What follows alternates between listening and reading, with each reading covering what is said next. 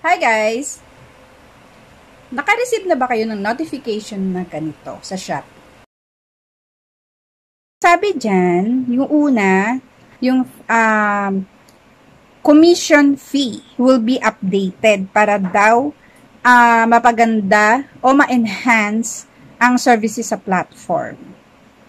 Tapos, yung mga may mga tag o yung may mga nakalagay na fast shipping is magkakaroon ng 1% commission. Yung fast shipping criteria. Yung fast shipping criteria na yan is yung mga kapatid nating seller na mabilis magpa-ship out ng kanilang mga orders. Wala pang isang araw o wala pang 24 hours, napapa-ship out na nila o yung same day. Rather, sa voucher, yung 1% commission nila. Yung mga naka-enroll sa program, enhance o magtataas ang Shopee ng mga rates o mga fees starting April 1. Kung magbibigay ng commission na 1%, tapos magtataas din sila ng rate o mag-enhance sila ng rate, mag-update sila ng mga fees.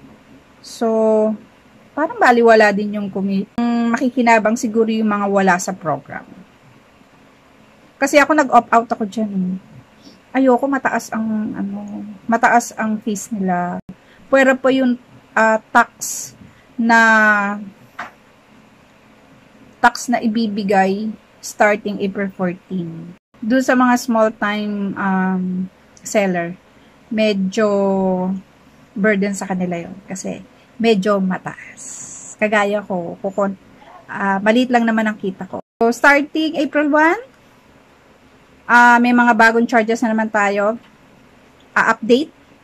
So, tataas yung ating FSS dun sa mga naka-enrolled sa program ng fast shipping